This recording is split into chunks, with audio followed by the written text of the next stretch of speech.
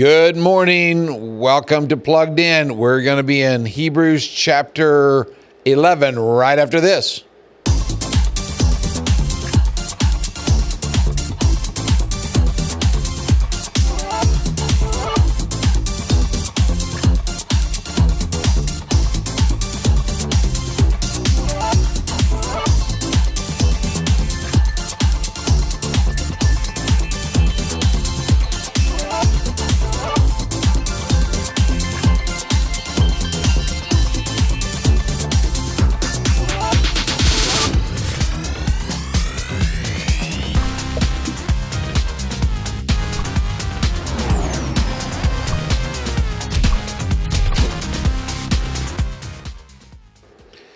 And welcome back to Plugged In. We are glad that you're with us this morning. And, well, I haven't done this in a few weeks, but the weather looks nice and looks pretty good for the whole week. Woke up this morning at 56 degrees. I like that. Beautiful fall day. Lots of things going on in our communities. Extracurricular events at schools and lots of festivals on the weekend. So a full calendar for a lot of us. Hey, we're in chapter 11 for the next few weeks of Hebrews. And when you read through chapter 11, you're going to find this phrase, by faith. Now, you're going to find it recorded 18 times. Now, of those 18 times, 17 of them are in connection to an individual. Of those, 7 of them specifically connect to Abraham or Moses. Abraham has 3 of them. By faith, Abraham, you find that 3 times. By faith, Moses, 4 times. I enjoy this chapter. I've always liked this chapter. In fact, part of chapter 12, the first part of chapter 12 is in connection to chapter 11. So that's one of the reasons I've always liked it and the lessons that we can get from it. But lately, in reading through chapter 11 of Hebrews, I've become puzzled about a couple of things.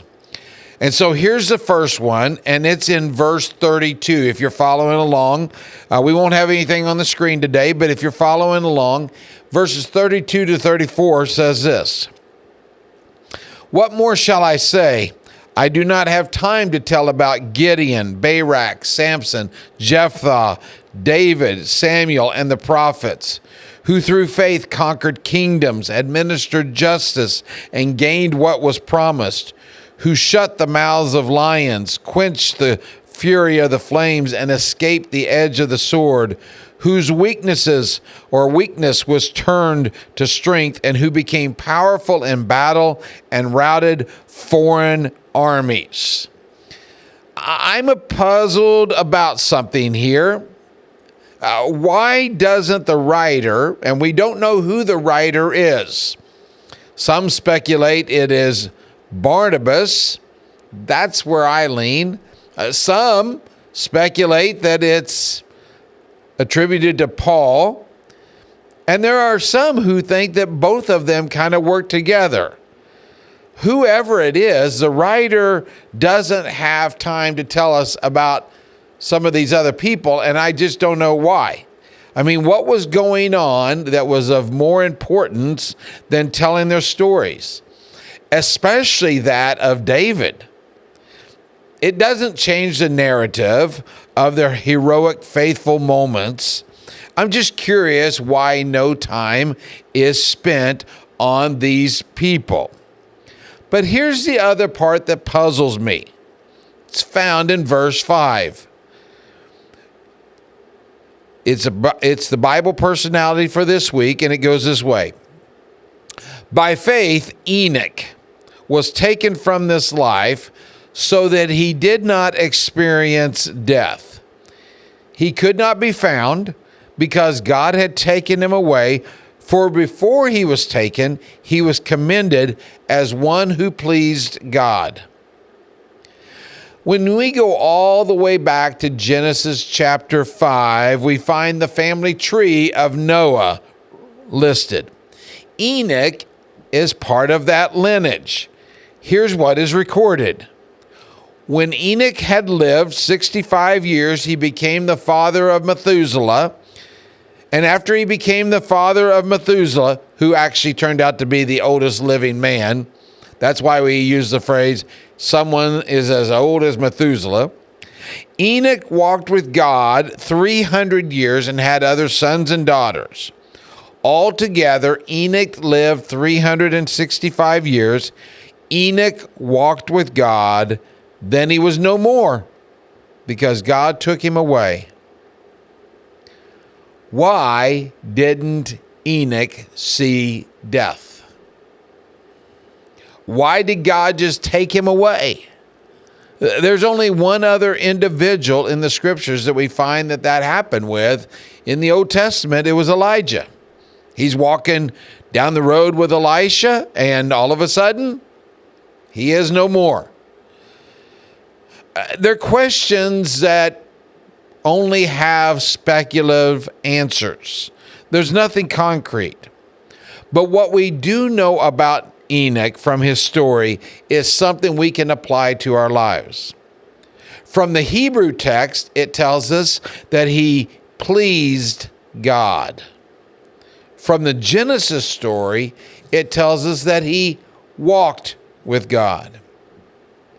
I took a few moments to look up what it means to walk with God, and here is what I found in its simplicity. It means to be in harmony with Him. As you and I journey through life, His thoughts are our thoughts, His actions would have been our actions. What He loves, we love. What He hates, we hate.